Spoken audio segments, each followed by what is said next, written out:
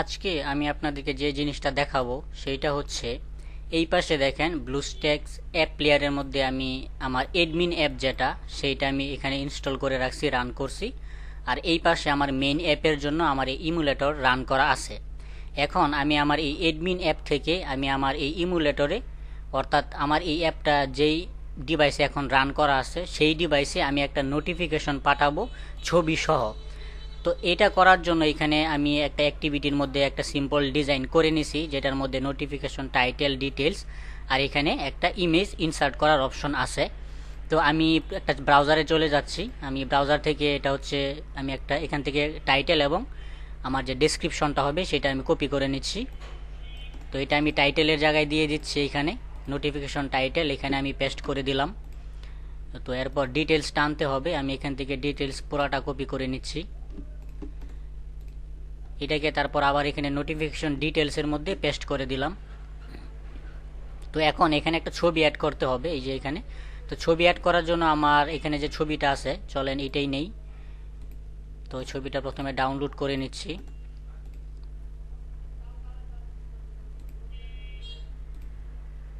তো আমার ছবিটা ডাউনলোড হয়ে গেছে। এখন আমি যদি এখান থেকে এই যে অ্যাড বাটনে ক্লিক করি তাহলে আমার গ্যালারিতে চলে যাচ্ছে। তো গ্যালারিতে যাওয়ার পর রিসেন্টের মধ্যে এখানে ছবিটা আনতে হবে। তো এই জন্য আমরা ইমেজ, তারপরে শো ইন্টারনাল স্টোরেজ, তো এখানে ছবিটা নেই। আচ্ছা, তো আমরা যেটা করি, ছবিটা এখানে আনতে হবে। তো এখানে রিসেন্টে যাওয়ার পর এখান থেকে যে কোনো একটা ছবি আমি বাছাই করে নিচ্ছি, ওই ছবিটা যেহেতু আসতেছে না। তো স্লাইডার 3 নামে যে ছবিটা আছে আমি এটা জাস্ট সিলেক্ট করলাম, এরপর এখান থেকে টিক মার্ক দিয়ে এটা ওকে করে দিলাম। দেখতে পাচ্ছেন ছবিটা চলে আসছে। তো এখন আমার টাইটেল, নোটিফিকেশন, ডেসক্রিপশন প্লাস এই ছবি দেওয়া শেষ। এখন আমি যদি ইনসার্ট বাটনে ক্লিক করি তাহলে আমার এখানে যে ইমুলেটরটা আছে এইখানে একটা নোটিফিকেশন চলে আসবে। তো আমি ইনসার্ট বাটনে ক্লিক করলাম, এরপর দেখেন নোটিফিকেশন সেন্ড সাকসেসফুল এরকম একটা টোস্ট শো করছে এবং এই পাশে আমার কিন্তু একটা নোটিফিকেশন চলে আসছে, দেখতে পারতেছেন। তো আমি যদি এখান থেকে উপরে স্ক্রল করে এটা নামাই তাহলে নোটিফিকেশনটা দেখতে পারবো। দেখতে পাচ্ছেন নাও, মানে এখন মাত্র আসছে। আমি যেহেতু এখনই পাঠাইছি এই জন্য এটা এখনই চলে আসছে। তো এখন আমি যদি এই নোটিফিকেশনে ক্লিক করি তাহলে আমার এই নোটিফিকেশন ডিটেলসটা আমি পুরোপুরিভাবে দেখতে পারবো, বিস্তারিত দেখতে পাচ্ছেন। নোটিফিকেশন ভিউ নামে একটা অ্যাক্টিভিটি আমি নিয়েছিলাম, এইটার মধ্যে কিন্তু আমার এই নোটিফিকেশনের বিস্তারিত ডিটেলস দেখাচ্ছে ছবি সহ, যেরকমটা এই ডিজাইনটা নিউজ অ্যাপের মধ্যে দেখানো হয়েছিল। তো আমি জাস্ট ওই ডিজাইনটা দিয়ে এখানে একটা অ্যাক্টিভিটি বানাইছি। তো এখানে দেখেন সেন্ড টাইম দেখাচ্ছে 10 মার্চ 2025 12টা 32 এবং রিসিভ টাইম হচ্ছে 12টা 32, অর্থাৎ খুব দ্রুতই চলে আসছে। তো যেহেতু একজনই ইউজার এই মুহূর্তে অ্যাপের মধ্যে, যদি লাখ লাখ ইউজার হয় তাহলে প্রত্যেকের কাছে হয়তো কিছুটা টাইম নিয়ে বা সময় নিয়ে এই নোটিফিকেশনটা রিসিভ হবে। তো যেহেতু একটা ডিভাইসে রান করছি এই জন্য আমার পাঠানোর সাথে সাথেই কিন্তু আমার এই নোটিফিকেশনটা রিসিভ হয়ে গেছে। এরপর এখানে টাইটেল এবং এখানে ডিটেলসটা শো করতেছে, প্লাস ছবিটা এখানে ব্যাকগ্রাউন্ডে শো করতেছে। এরপর আমি চাইলে এটা এখান থেকে পড়েও শুনতে পারবো। আমি যদি এখানে ভয়েস বাটনে ক্লিক করি তাহলে এটা কিন্তু আমাকে পড়েও শোনাবে। এরপর আমি যদি এটা কেটে দিই তাহলে দেখবেন এটা কিন্তু এখান থেকে চলে গেছে। এখন আমি যদি আরও একটা নোটিফিকেশন পাঠাই, দ্বিতীয় বৈঠকের যে সমস্যাটা এটা নিয়ে আমি যদি নোটিফিকেশনটা পাঠাই, টাইটেল যেটা আছে সেটাই থাকুক, আমি এখান থেকে ডেসক্রিপশনটা ডিলিট করে নতুন একটা ডেসক্রিপশন দিলাম, ছবি হিসেবে অন্য একটা ছবি সেট করে দেই।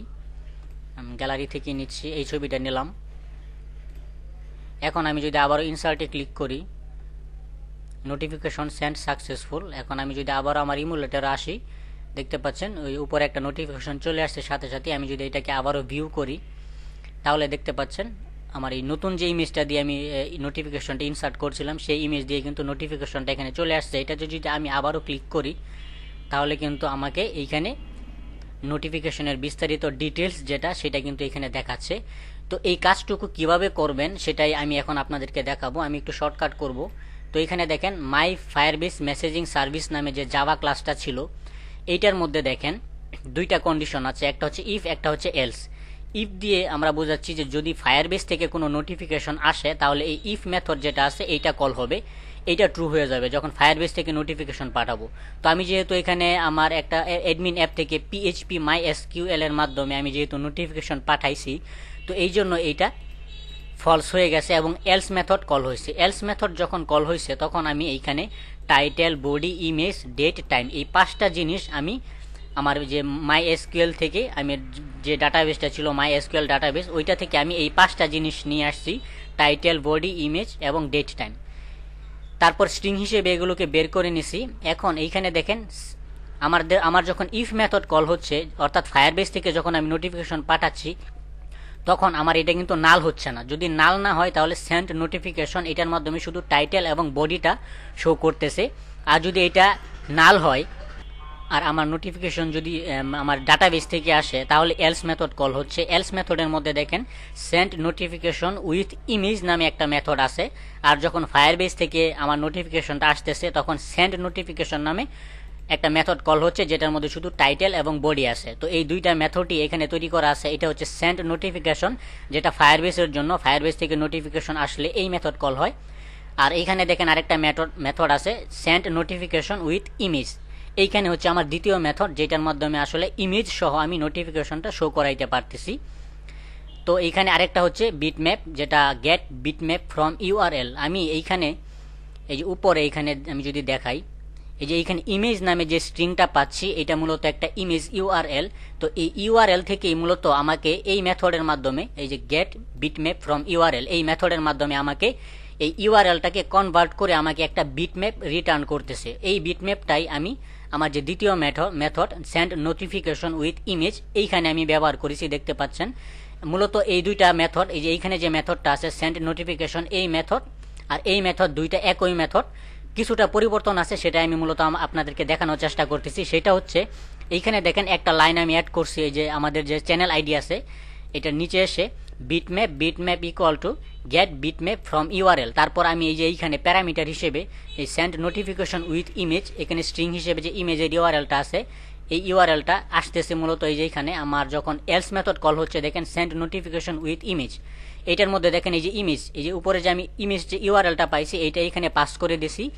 ওই ইমেজ ইউআরএলটাই আমার এইখানে এই ইমেজ ইউআরএল এর মধ্যে চলে আসছে। এরপর এইটাই মূলত এখানে গেট বিটম্যাপ ফ্রম ইউআরএল এটার মাধ্যমে কনভার্ট হয়ে আমাকে একটা বিটম্যাপ রিটার্ন করতেছে। এরপর এখানে দেখেন notification compact dot big picture style, তারপর একটা স্টাইল ভেরিয়েবলের মাধ্যমে আমি একটা ইমেজ রাখার জন্য একটা স্টাইল তৈরি করছি। এরপর এখানে ডট বিগ পিকচার এখানে যে উপরে যে বিটম্যাপটা পাইছি এই বিটম্যাপটা এখানে পাস করে দিছি। এরপর এখানে বিটম্যাপ এই যে বড় বিটম্যাপ যেটা এটা এখানে দিয়ে দেওয়া হয়েছে। এরপর এই যে নোটিফিকেশন কম্প্যাক্ট ডট বিল্ডার যেটা আছে এইটার মধ্যে উপরে দেখেন আমার যে শুধু টাইটেল এবং বডির জন্য যেটা ছিল সেটা ছিল সেট পেন্ডিং ইনটেন্ট। এরপর আমরা লাইনটা শেষ করে দিছিলাম। তো যেটা ইমেজ সহকারে আসবে এটার মধ্যে দেখেন এই যে সেট কন্টেন্ট ইনডেন্ট যেটা পেন্ডিং ইনটেন্ট ছিল এই যে উপরে এই যে এটার মধ্যে যদি দেখাই যে পেন্ডিং ইনটেন্ট ছিল এটার মধ্যে লাইনটা শেষ হয়ে গেছে, কিন্তু এইখানে এসে আরো দুইটা লাইন যোগ হয়েছে। একটা হচ্ছে সেট স্টাইলের মধ্যে উপরে যে স্টাইলটা ছিল এই স্টাইলটা এখানে পাস করে দিছি। আর সেট লার্জ আইকনের মধ্যে আমরা উপরে যে বিটম্যাপটা পাইছি যেটা ইউআরএল এর মাধ্যমে আমরা ইউআরএল থেকে কনভার্ট করে যে বিটম্যাপটা পাইছি এইটা এখানে অ্যাড করে দিছি। মূলত এই কয়টা লাইনে এখানে অ্যাড করা লাগছে। যদি আপনি ছবি সহ নোটিফিকেশনটাকে দেখাইতে চান তাহলে এইখানে একটা লাইন, এইখানে একটা স্টাইল আর এইখানে যেখানে নোটিফিকেশন বিল্ডার আছে এইখানে দুইটা লাইন অ্যাড করে তারপর লাইনটাকে শেষ করে দিছি। তো এইটুকুই ছিল মূলত কাস্টমাইজেশন। যদি আপনি ছবি সহ নোটিফিকেশন দেখাইতে চান তাহলে এইটুকু কাস্টমাইজ করলেই হবে। প্লাস এইখানে একটা মেথড নিতে হবে যেটার মাধ্যমে ইউআরএল থেকে আমরা বিটম্যাপটাকে রিটার্ন হিসেবে পাবো। এইটুকুই হচ্ছিল কাজ। এখন আমরা যেটা করছি যখন আমাদের এই এলস মেথড কল হচ্ছে, এই এলস মেথড যখন কল হচ্ছে তখন এই যে সেন্ড নোটিফিকেশন উইথ ইমেজের মধ্যে আমরা উপরে এখানে যে কয়টা স্ট্রিং পাইছি এই সব কয়টা স্ট্রিং আমরা এখানে প্যারামিটার হিসেবে দিয়ে দিছি। এখানে সেন্ড ডেট এবং সেন্ড টাইম হচ্ছে আমার ডাটাবেজে যে নোটিফিকেশনটা যখন আমার ডাটাবেজে ইনসার্ট হয়েছে তখন যে সময় এবং তারিখটা ছিল ওই তারিখটা আমি এখানে নিয়ে আসছি। এরপর এটাকে সেন্ড ডেট সেন্ড টাইম দিয়ে দিচ্ছি। আর এই যখন এলস মেথড কল হচ্ছে তখন যেই ডিভাইসে আমার এই নোটিফিকেশনটা দেখাবে ওই ডিভাইসের মধ্যে যে বর্তমান তারিখ এবং সময়টা আছে ওইটা আমরা রিসিভ ডেট এবং রিসিভ টাইম হিসেবে বের করে নিছি। এরপর এই দুইটাকেও এখানে আমরা পাস করে দিছি। এই সেন্ড নোটিফিকেশন উইথ ইমেজের মাধ্যমে আমরা এখানে এই 7টা স্ট্রিং আমরা পাস করে দিছি।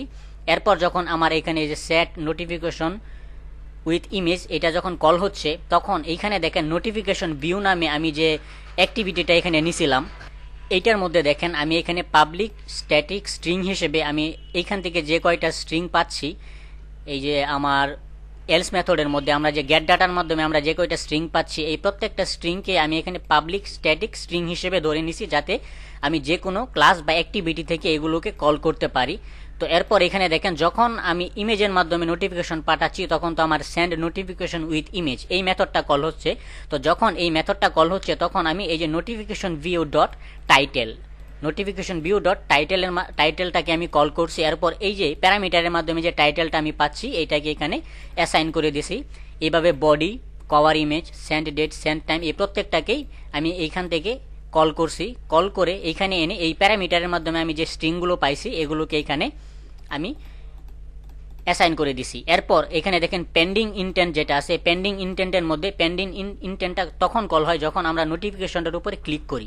তো যখন আমি নোটিফিকেশনটার উপর ক্লিক করতেছি, তখন আমার এই পেন্ডিং ইনটেন্ট কল হচ্ছে এবং আমাকে ওই অ্যাক্টিভিটিতে নিয়ে যাচ্ছে। কিন্তু ওই অ্যাক্টিভিটিতে যাওয়ার আগে মূলত আমি কি করছি, ওই অ্যাক্টিভিটির মধ্যে পাবলিক স্ট্যাটিক স্ট্রিংয়ের মাধ্যমে আমি এই যে প্যারামিটারের মধ্যে যে স্ট্রিংগুলো ছিল সেগুলো আমি পাস করে দিছি আগেই। এরপর যখন আমার এই নোটিফিকেশন ভিউ, যেটা আমার এই নোটিফিকেশন ভিউ ডট ক্লাস, এই মেথডটা যখন কল হচ্ছে, তখন এই যে স্ট্রিংগুলো ছিল পাবলিক স্ট্যাটিক স্ট্রিং, এখন কিন্তু আর এই জিনিসগুলো ফাঁকা নেই।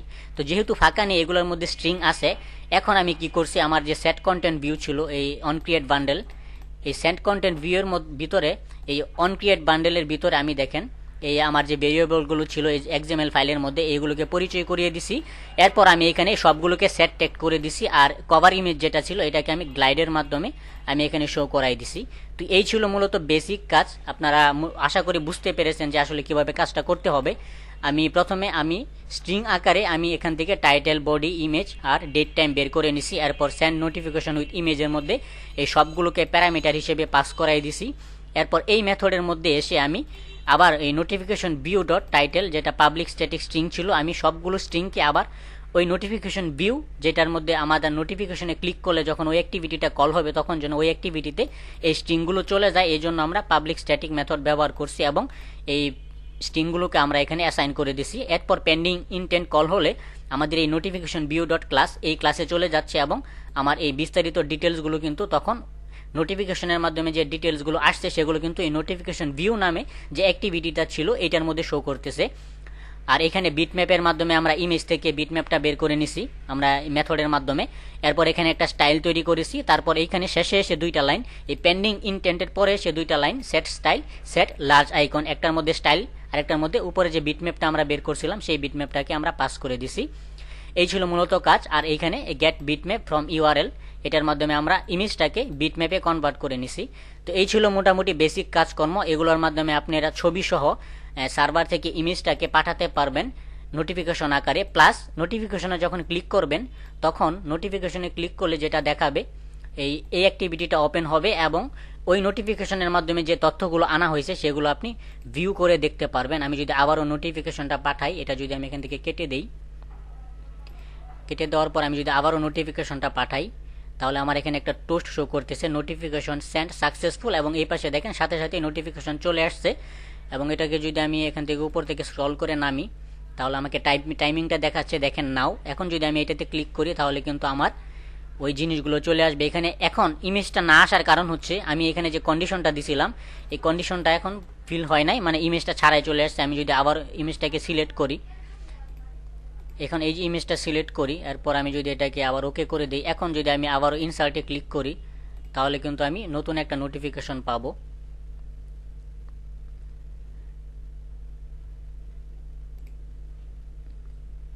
নোটিফিকেশন চলে আসছে। এখন যদি আমি এটাকে ভিউ করি, তাহলে দেখতে পাচ্ছেন আমার কিন্তু ইমেজ সহ নোটিফিকেশনটা আসছে।